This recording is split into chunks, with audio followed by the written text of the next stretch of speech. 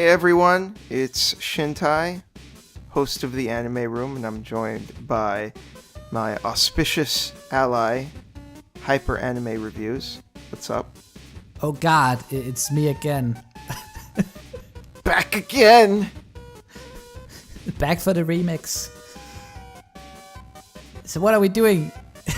So, for fun, we wanted to rewatch Fate Zero and decided, well, the first episode kind of gets some weird flack for some reason, so we decided we were going to do a commentary track of sorts. We'll tell you when we start watching the episode so you can keep track with us.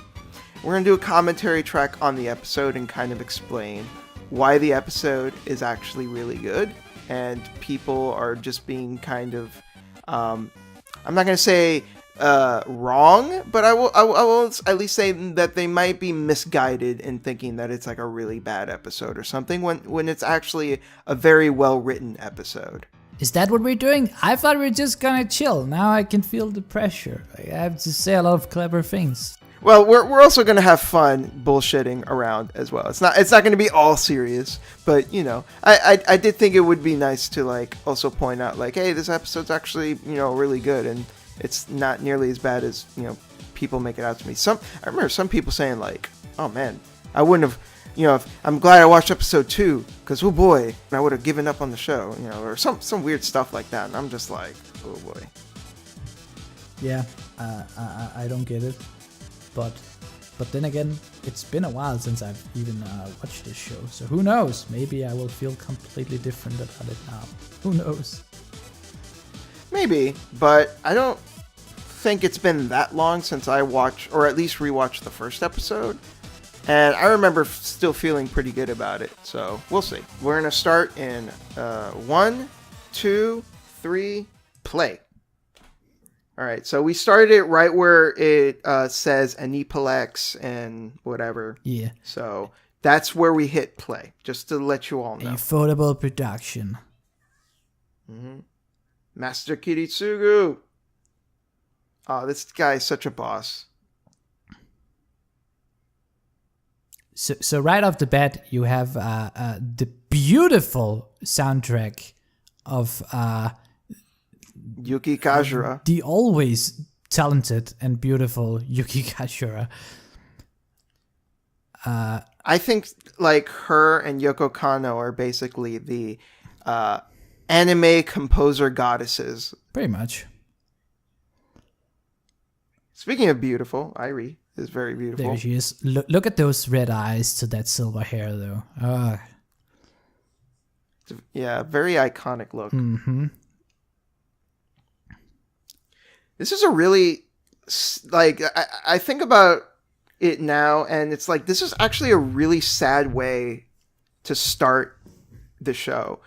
We have this guy who should be happy about the fact that his daughter is born, and he's just beating himself over. He's just like, man, I am such a fucking piece of shit. And I think this right away is actually a really great way to set the tone for the show. This is not going to be a happy show. This is not going to be a show where, there's going to be any hijinks, except for maybe with Ryder and Velvet. But I like that it right away sets the tone for the show. I like the way this shot is framed. We've seen this a few times now with the pillars and the windows and the bed. It's just it's eye candy. Well, most of what you photo done is very much eye candy. So I have a question. Like how Sure. do you feel about the idea that there actually is a fair amount of people who doesn't really like this show? Like, I've always felt that's kind of odd, because to me, Fate Zero, like, I can understand if people doesn't like it as much as I do, but I've always viewed it as one of these, like, quote unquote classics, where I'm like I just don't get how so many people dislikes it.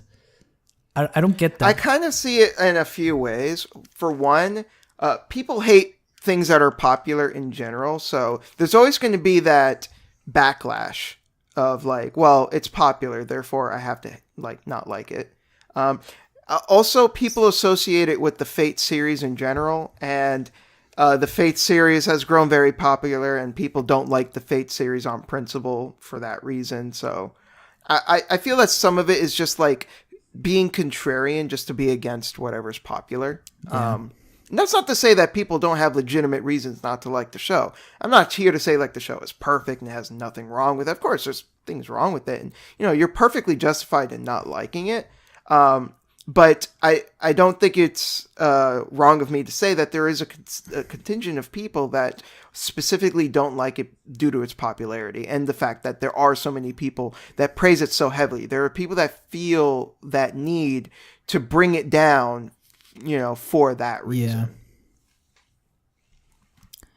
I also think that it has become kind of popular to hate on Gen Urobuchi. But as far as I know, he's actually not that deep in this show, or am I wrong? So it's kind of like a weird thing where people will either use Urobuchi as a reason why this is good or why this is bad, and I feel that's really unfair because Urobuchi in an interview actually admitted that about 90% of the show or the story was already thought up by the original author Nasu. So he basically contributed about 10% of the ideas, and to give him credit, he was also the one that physically wrote the books, the 4 light novels. He was the one who wrote them, but he was using, the majority of the story being Nasu-san's stories, concepts, and ideas. So the prose is his. You can argue that maybe the atmosphere is his. He definitely deserves credit. I'm in no way trying to take away credit from Gen Urobuchi, but I do take umbrage when people try to take away credit from Nasu. He clearly had a very strong influence on the way that Fate Zero turned out. Yeah. I don't know. I just think it's popular to hate on Gen Urobuchi. Like a lot of people are like, "Oh, it's the butcher. He makes dark stories." I don't know. I've always thought of him as just a good writer. I enjoy most of his works. I liked Madoka. Oh, and just to like talk about what's actually on screen, I just love this.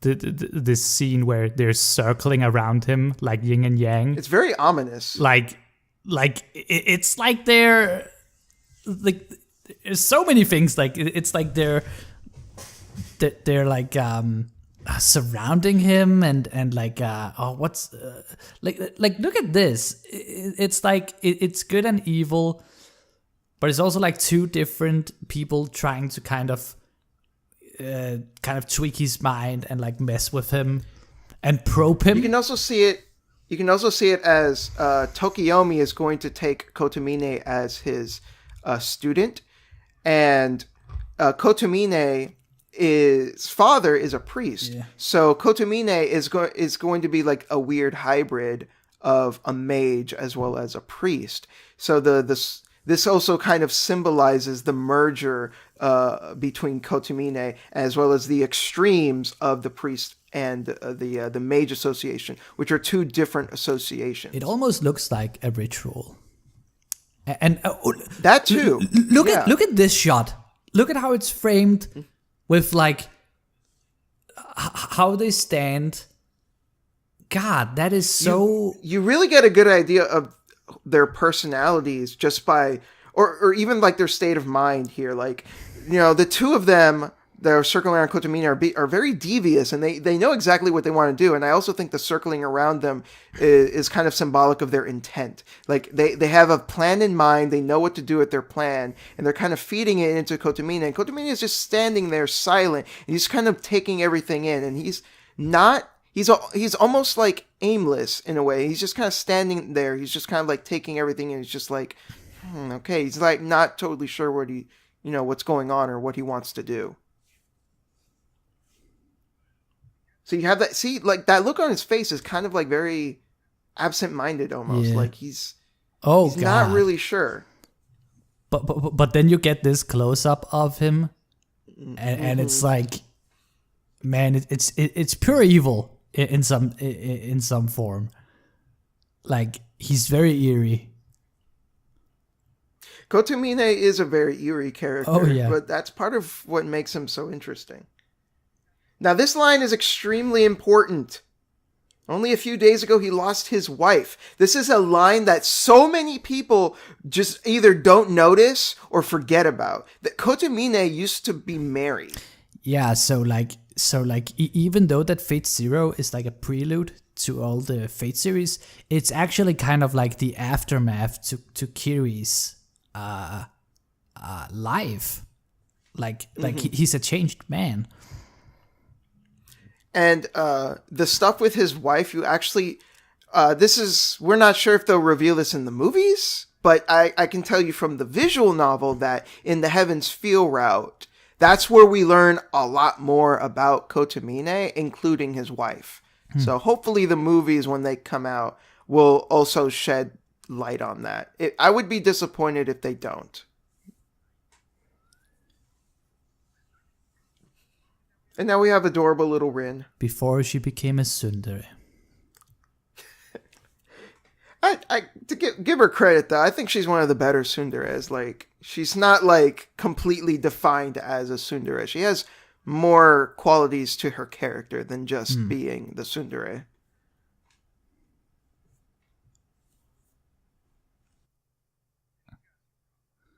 Oh God, I just thought of what happens to that mom later. That just makes this so eerie. Oh yeah. Oh my God. Yeah. Oh man. Man, people who hates this show will just watch this and be like, these guys are just fucking fanboying all over it, man. Oh my God. I don't give a fuck. I love this show. I don't really care what people think. If you think I'm a fanboy, whatever, man. You know, I'm confident in what I like. Yeah. I'm comfortable. You know, I know why I like it, and I have a lot of reasoning for it, and you know, it's not. I don't come to conclusions lightly, so you know. I don't know. Like, you can disagree with me, but it's fine. I feel like being a fanboy implies that you're just ignorant of mistakes, and like neither of us is saying that Fate Zero is like this perfect show, but I legitimately think this is a good one. Like this is one of the good ones. It's like thoroughly good, both in the thematic sense, but also just as entertainment, whichever one you want. Funny thing, I actually showed this show to my mom, Oh, who does not like anime at all. oh, I had to, and even she ended up liking it. By the end of it, she was like, "Whoa, that was awesome!" And you know, for her to say that was like, you know, that was like, holy shit! I can't believe I was able to do that. I'm interested in hearing what your mom thinks of the scene we're about to watch. Look again at the framing. Why is this show so good at framing things? It's so funny because like I will go to Twitter and people will constantly like be like, man, look at this framed shot in this one anime, and it's like this episode, like it's been like what 15 minutes and I've already seen like 5 shots that's so perfectly framed, both in terms of character, and it's like, it's just great. I love Zokin's design too. Like, he's just this shitty old man. Like, he's actually you'll learn about him more as well in the Heaven's Feel route. Like, he'll appear in those Heaven's Feel movies for sure. So if you liked him in this, look forward to him in that. I guess that I can understand why some people think that this first episode is heavy on the dialogue, but I feel like if you in any way, shape, or form are interested in framing or cinematography, then it should be riveting, because like think about how many locations and how many angles we have seen in the span of only 15 minutes. Like, it might only have been dialogue, but there's been so much eye candy.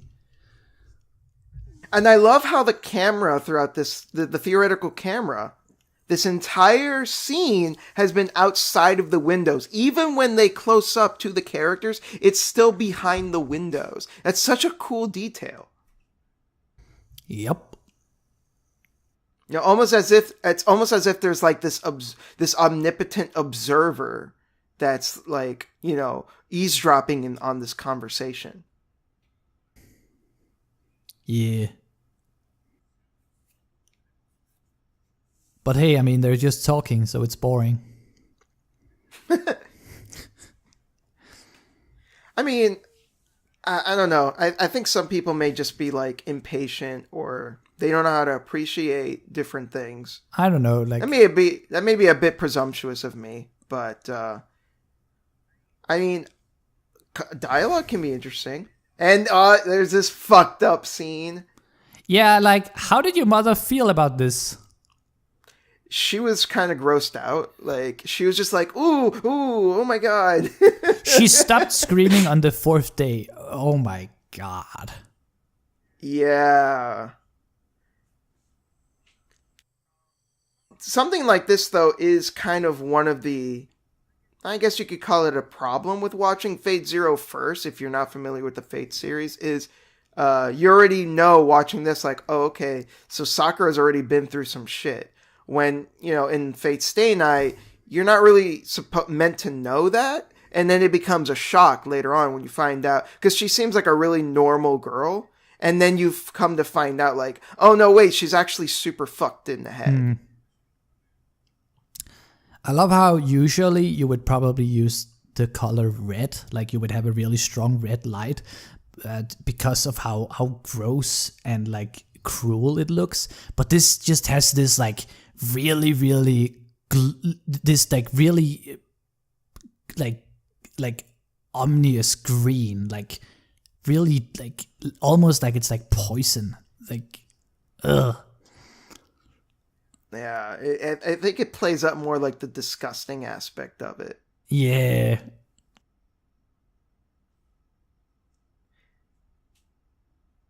Back to the castle. Oh, that's such a beautiful shot. Like, oh, it looks so good. Before we cut to this, we got this close up of his eyes, and the same thing happened with Kotomine earlier. I haven't noticed that before. That they have they do these close ups of the eyes the last time they see them. In fact, the show basically starts, you know, after we see the castle, we have a close up of Kiritsugu's eyes as well. So it's kind of like, and it's with the characters that have the most, who are the most troubled mentally, I think. Yeah.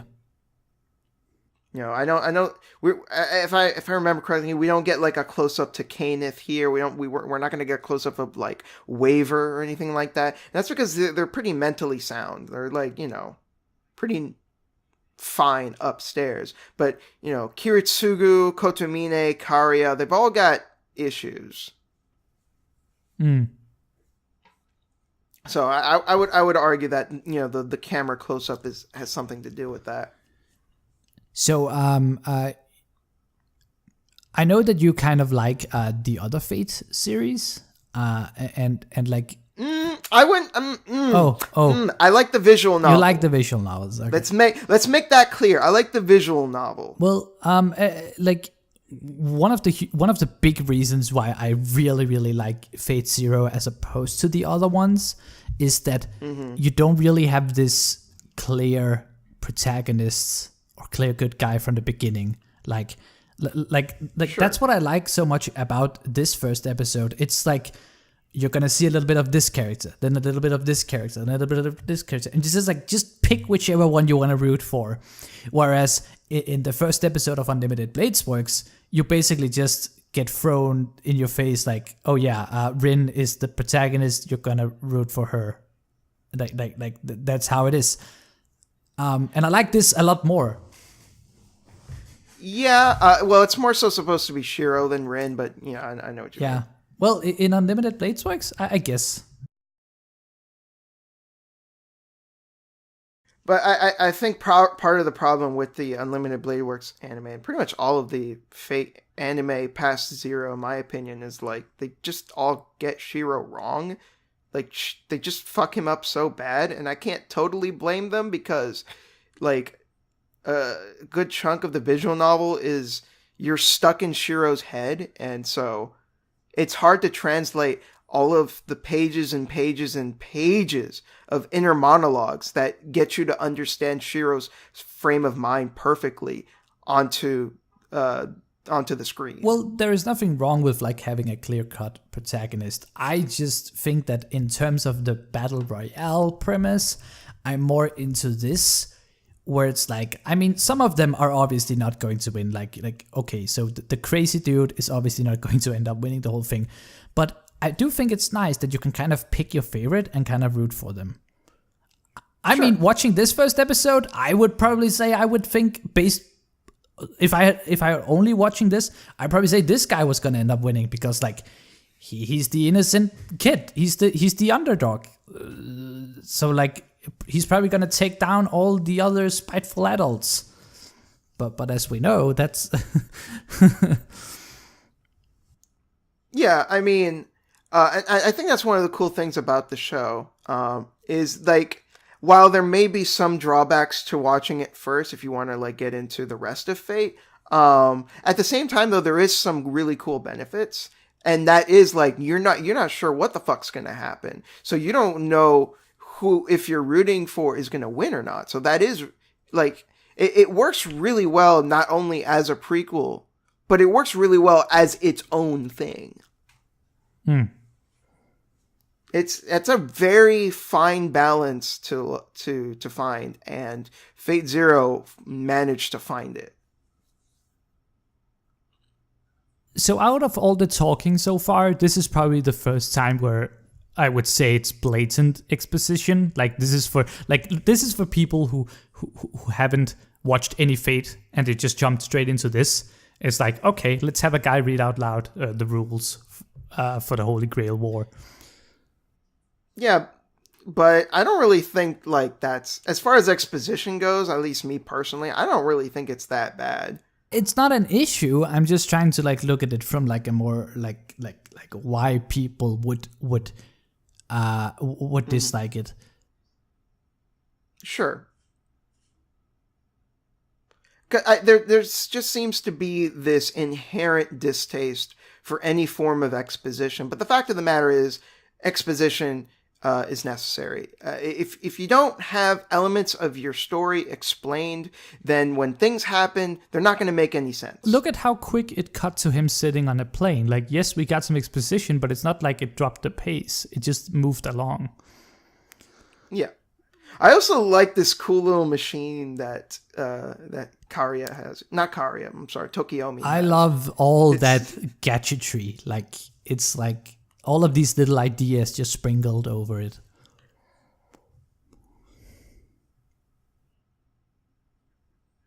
This room in general is just like, I love how it's lit. It's so cool.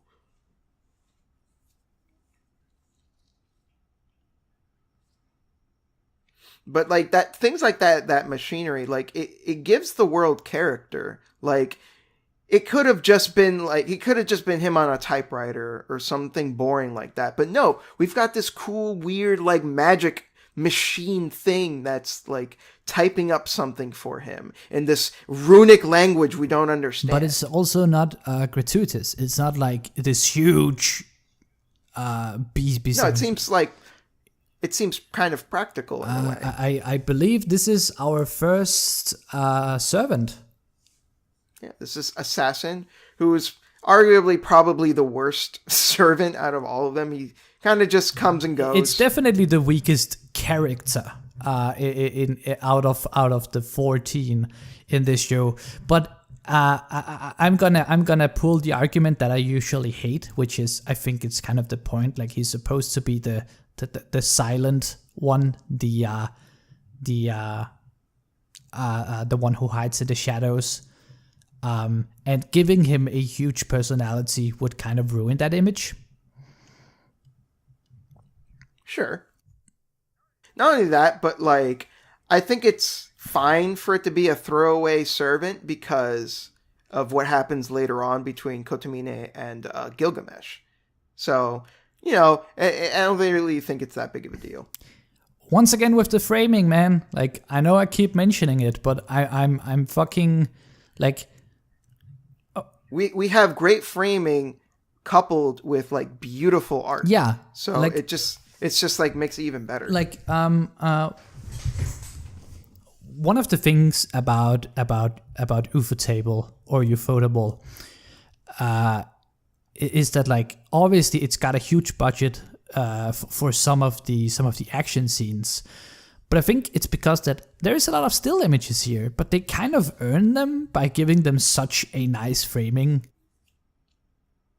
And there's so much, like, look at the stained glass windows. Like, so much intricate detail is like poured into each of these scenes. Yeah, like, you don't really get too much animation here, but it's still really, really enjoyable to look at. And I think it evens it out. I'm looking around, and I'm just like, I'm not getting bored looking at this. Oh no, because it's just so beautiful. Not at all.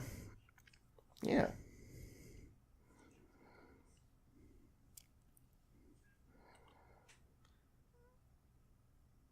So here I think is a pretty cool moment where Kotomine starts to learn about Kiritsugu. And in a weird way, he starts to relate to him, which is a very weird thing for Kotomine because he's never really related to anyone before. He's a very detached person. He's always found it very hard throughout his entire life. You know, he's always struggled with like different things, and one of them is like relating to other people. So for him to like relate to Kotomine, to Kiritsugu, for Kotomine, it's like a big thing. It's like, whoa, what the fuck? You know, this guy's kind of like me. Yeah, it's almost like an epiphany. They kind of become rivals and arch enemies at the same time. Yeah, which culminates like beautifully at the end, where Kiritsugu's like, I don't understand you at all. Yeah.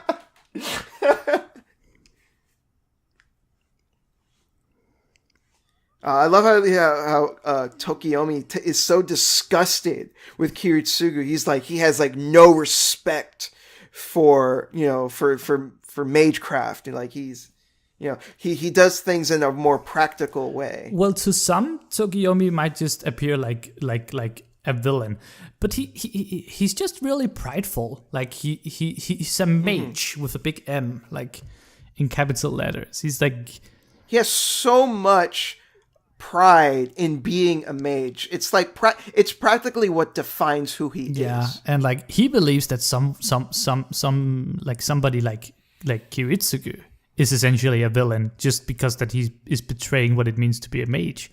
And I don't think that's wrong of him to think. So in a sense, you could root for him easily too.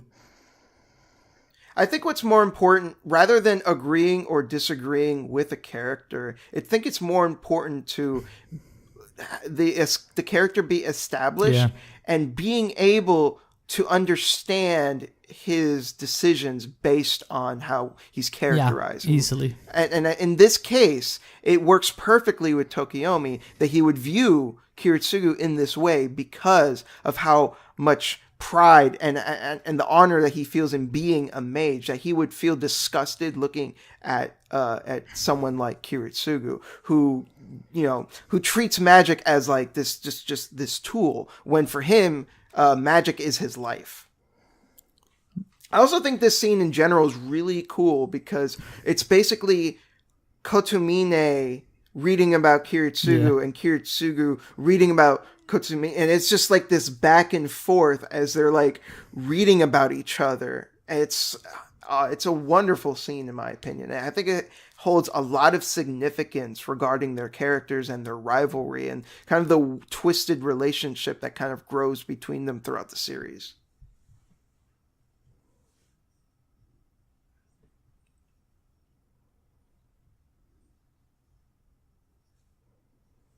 Man, this first episode's awesome. People are shut the fuck up.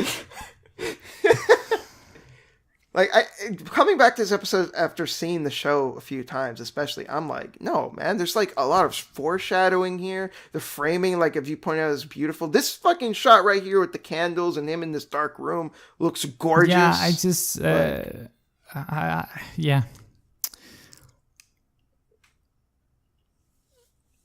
So, kind of a weird thing. So, Kotomine is an executor. Yeah. And originally, I thought he initially started training to be one around the age of 10. Turns out he became one at the age of 10, which is fucked up. Oh, that's pretty. He was already considered like a fully trained executor at the age of 10, which is like really fucked. Like, Jesus Christ. The church is really fucked and weird, man.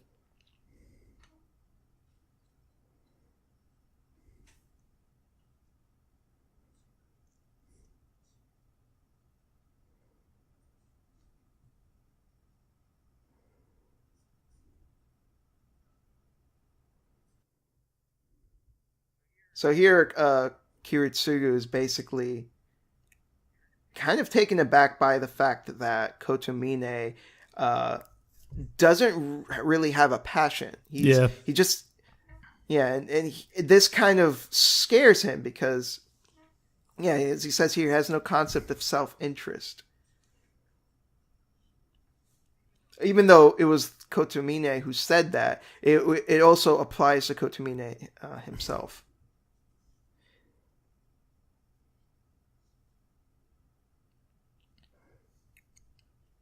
I feel like taking this scene and comparing it to contrasting it to the scene where they fight in the final episodes would be really interesting. That would be interesting, yeah. Future video. Much.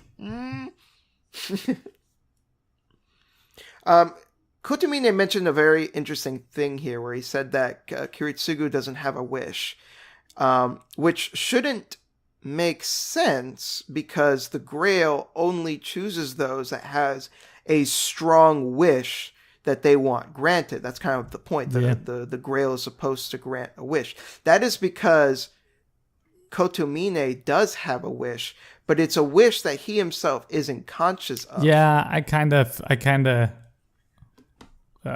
thought that too. Like, mm-hmm.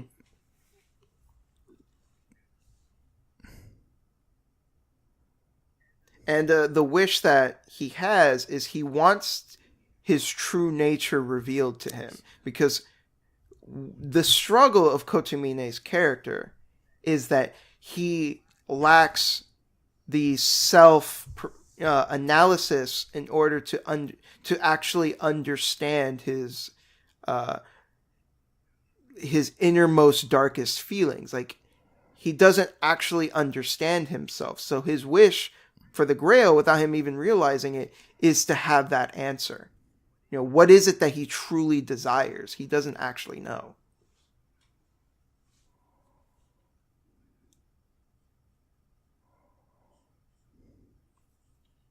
Oh, the crest worms. It's so fucked up. See, that was like a really simple animation of just like some weird shit on his face, but like it's so effective and how creepy and weird it is. Well, yeah, because it's just animated nicely. Like, they know exactly how to do it and what sounds to use to make it creepy. I remember watching this the first time and feeling bad for him because it's like, man, some of these guys are just like good-looking guys with some cool powers. This guy has to like infest himself with like bugs. With worms.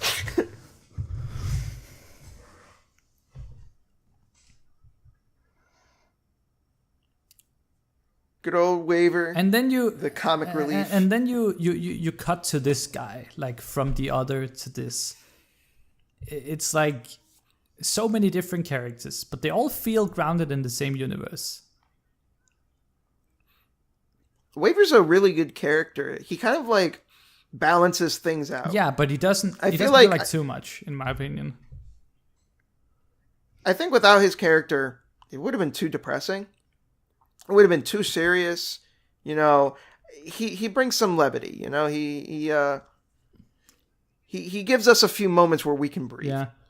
Well, I also think that it only makes sense. Like, if the Grail is supposed to pick 7 people with strong wishes, chances are they're going to be different in personalities. They're not all going to be trained killers.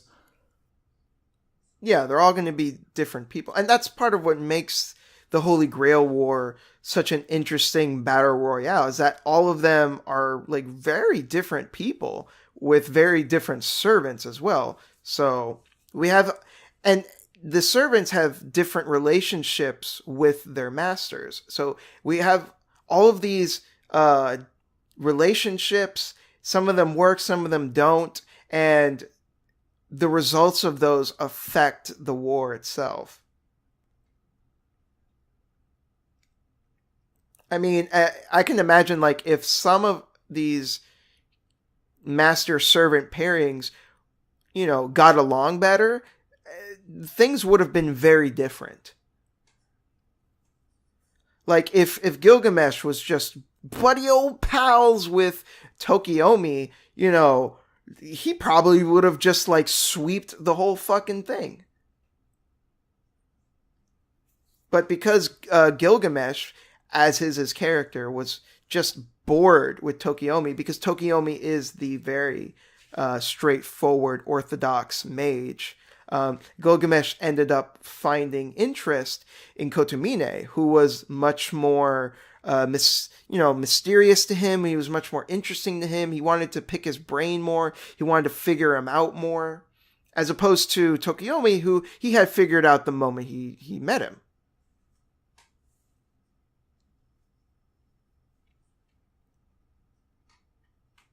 And here we get a little bit of insight in Kotomine's mindset, where he just treats the servant as a tool. And that's part of his own downfall, and if he would have treated his servant, Saber, with more of a sense of camaraderie, I guess, maybe things would have turned out better for him as well.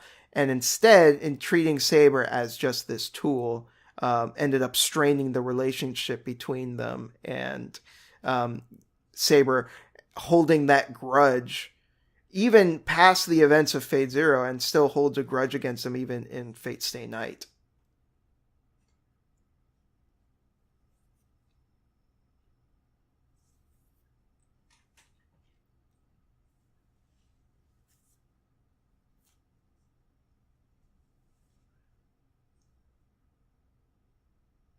I also think it's hilarious. He's like, oh, I'm going to have like the strongest servant. Everyone thinks it's like, oh, my servant's going to be the best.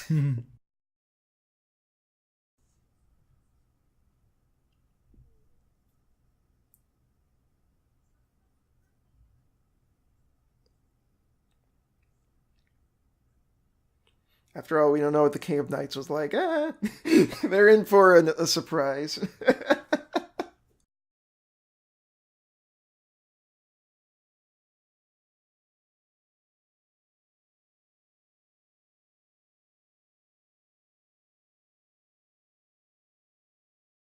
She says that once she understands his ideals, is sure going to understand. No. Yeah.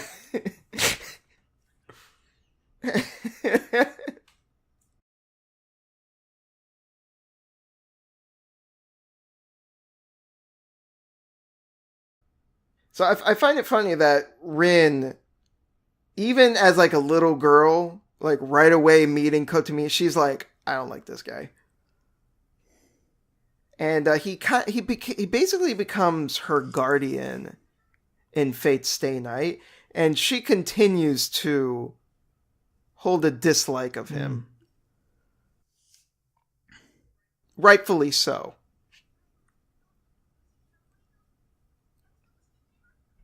Oh.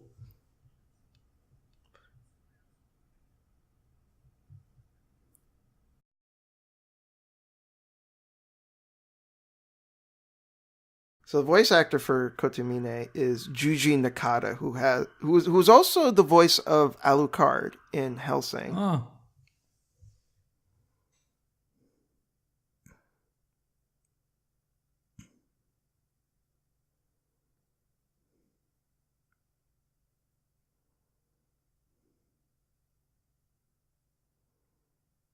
So the English dub for this show is actually pretty good, except for the child characters who, unfortunately, Rin sounds kind of not great.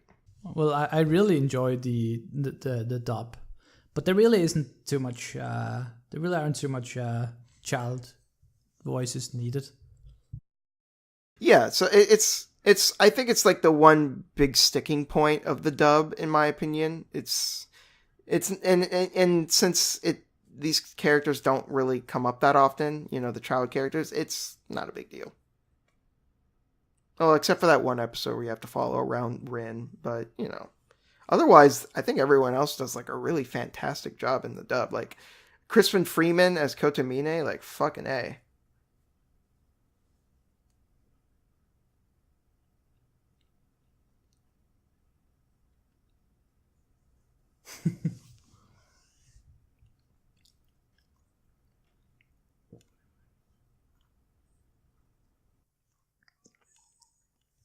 Yeah, everybody's going for Gilgamesh.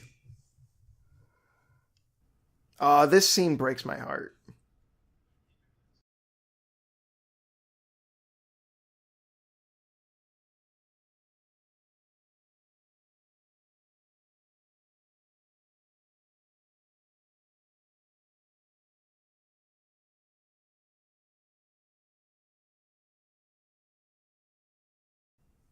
The dead look in Sakura's eyes is so fucking painful, man. Like, she's been through so much shit. Yep. And he gives her like this little glimmer of hope that like maybe things will be all right in the end. Only for her like at the end of the show just to say like, you're such a fucking idiot. You shouldn't have gone against grandfather. Like, oh fuck. Ugh.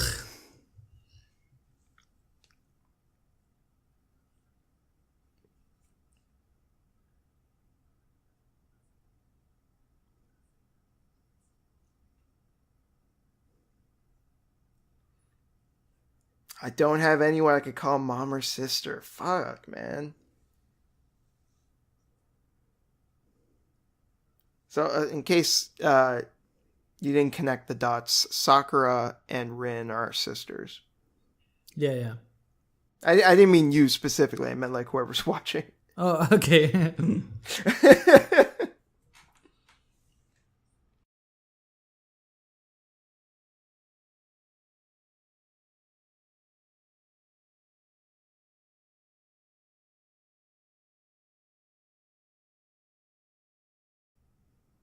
Oh, those fucking lifeless eyes, man. It's brutal. Yeah, some people are taking issue with how the eyes are drawn. I think that it's real intentional. Well, like her specifically there, like it's pretty clear like her eyes look like that because she's been through a lot of shit and the life in her eyes is gone. Yeah. Or like like or the shine or however you want to say it.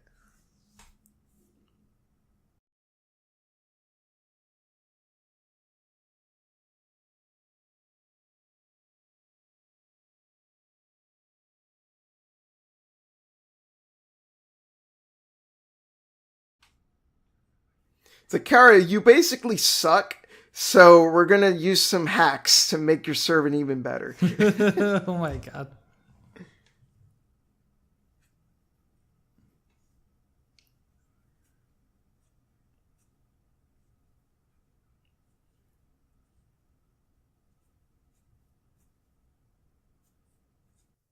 What I think is kind of cool is like everyone has their own different ways of creating the summon circles. Oh, absolutely. It's like it's always been one of the coolest parts of Fates, to see how the different people are summoning the different servants. Yeah, and because they're all different mages, they have their own different ways of doing it. I like how Kiritsu here is like everyone else. It looks like they used it with blood or something. He's like, "Fuck that! I'm using mercury or some shit." Like,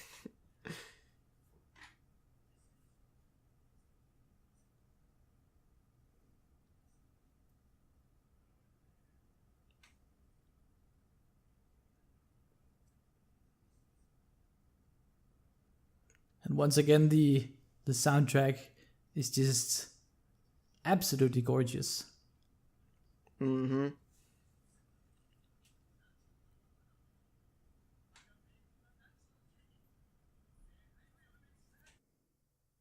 And since Waver's a young mage, his summon circle's a little sloppier. Yeah. Kiritsugu is an unorthodox mage. He does things his own way, so his is like completely different.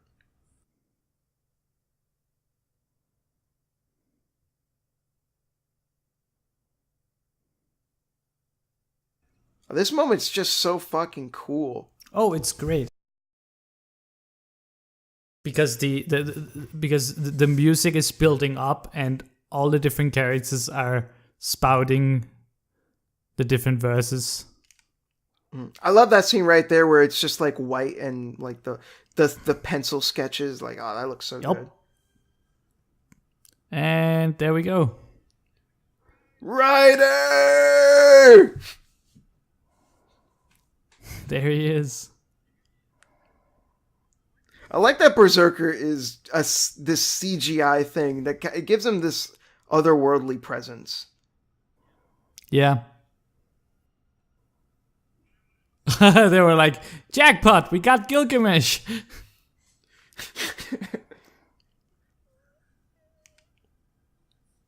And there she is. Yeah, my girl. My star. And that was it. That was episode 1. Really? Was that not? So rewatching the episode, how did you feel about it? Has your opinion of the episode improved, decreased, remained about the same? First of all, I thought we were only halfway through. Like, oh my god, it's like... I just really like this episode. It's not that this episode is like spectacular, it's like the best thing ever. Neither of us are saying it's like the best episode in the show or anything crazy like that. But it's like, it's such a great prelude. You get all of these very, very concise scenes that just tells us and shows us exactly who these characters are and why we should care about all of them. Once these characters begins fighting and actually full-on brawl with each other, it's gonna feel so much heavier because of the fact that we saw all of this. We get it, we get the motivations, we get the characters. I don't know, man, to me it's great.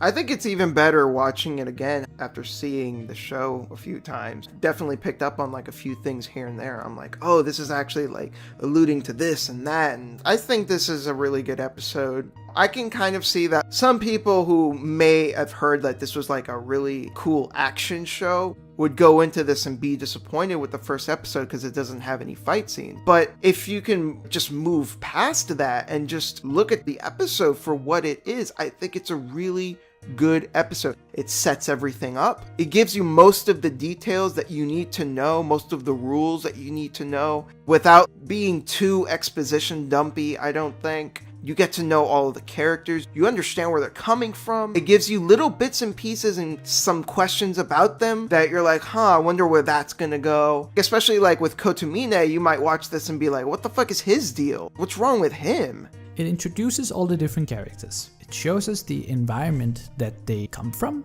It makes us ask questions. And it makes us think of what will happen once these characters begin to clash. And it does it all with beautifully framed images and a powerful soundtrack. It's good! Yeah, and it already makes you think. You watch this first episode, can you like pinpoint so-and-so is the main character? Not really. Like you were mentioning before, there really isn't a specific main character. It then kind of confronts you with the fact that, oh shit, I like Waver, or I like Kotomine, or I like Kiritsugu, and then you're kind of confronted with the fact that like, wait a minute, like I'm not sure if they're gonna make it. So you're already starting to deal with that fact, and you might be wondering, it's like, fuck, are they gonna make it past like a certain number of episodes? And it makes you want to watch just to know like what happens to these characters. I'm already, for me at least, like I think it would get you invested. Exactly. So thank you for watching this with me. It was nice. It was nice. All right, I hope everyone watching this enjoyed. And if you complain about me not putting the episode itself into the video, sorry, I'd rather not get the video or worse, the channel taken down for copyright. It's easy to find. Wink, wink, nudge, nudge. All right, that's pretty much it. I want to thank Hyper for joining me. Pleasure as always. No problem. Take care, everyone. Bye.